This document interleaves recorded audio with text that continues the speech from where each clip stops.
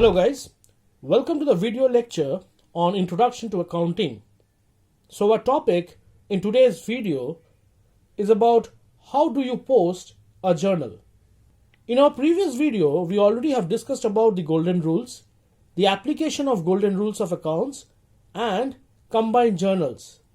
So let's take some example with reference to those videos which we have discussed to explain how we post a journal entry in a particular format. Before discussing on how we post, we require to understand what all things comes under the format when we post transactions or we try to record transaction in journal. So at the very beginning, we require to mention in whose book this particular journal to be recorded, followed by that the format name, and there will be 5 columns: date, particulars, ledger folio, debit amount column and credit amount column. Date, where all possible transaction in a chronology will be recorded. Particulars is where we put on the information of debit and credit. Ledger folio refers to a page number, so ledger folio refers to the page number where the ledger account is present. This will be discussed afterwards while we discuss ledger. And we require to mention the debit amount in terms of rupees in the debit column and the credit amount to be represented in the credit column.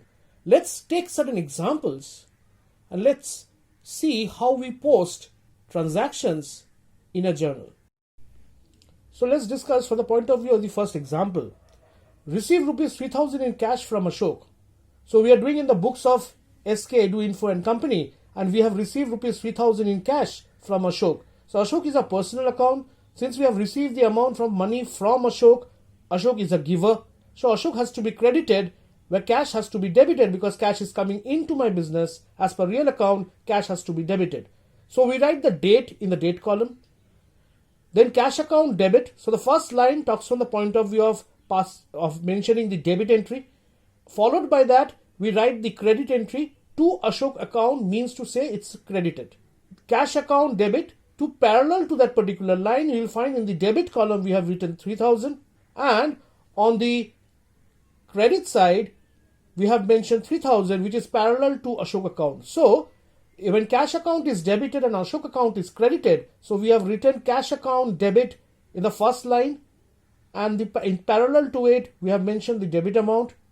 In the next line we mentioned to Ashok account, which is basically in the next line, if you are writing, it means it's credit, and we have mentioned the amount on the credit side.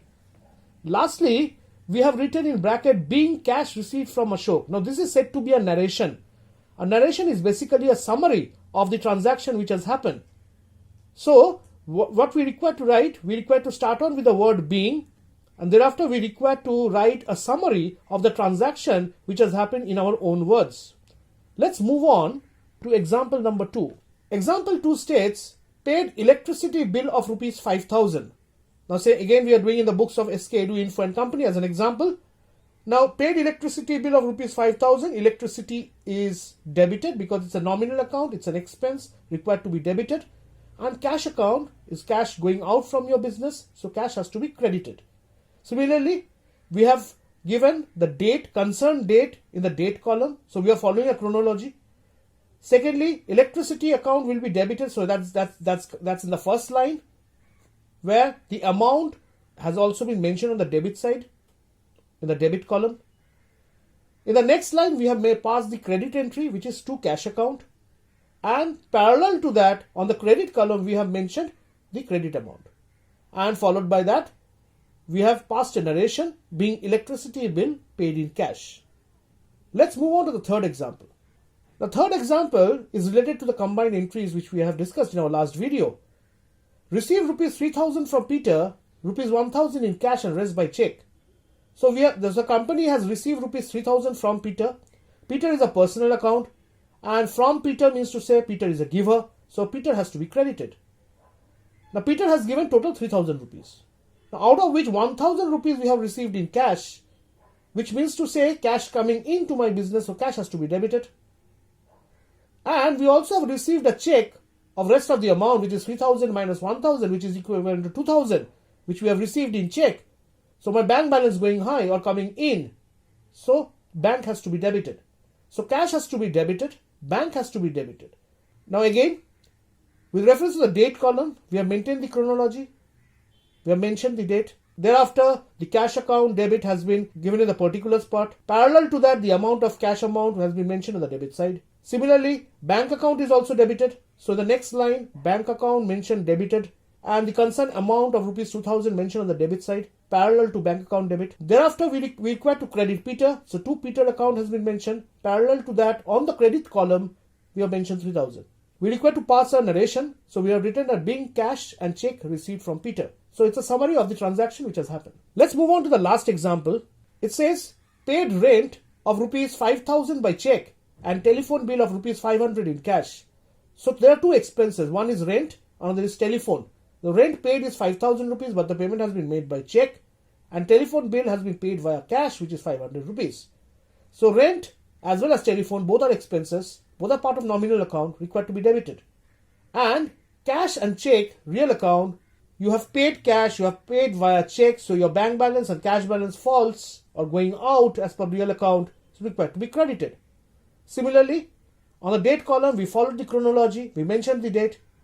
Since rent and telephone are debited, so we mentioned rent and telephone at the very beginning.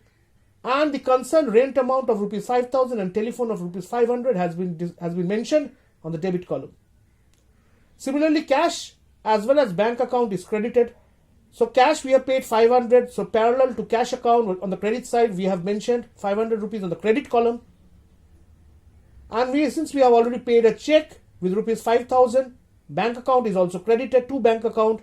And parallel to that particular transaction, we already have mentioned in the credit column 5000 rupees. And thereafter we have passed the narration, being rent paid by check and telephone being paid in cash. This summary has to be in according to the transaction which has happened. So this is how we pass on the journal entries in a journal format. I hope you have understood. Thank you. Have a nice day.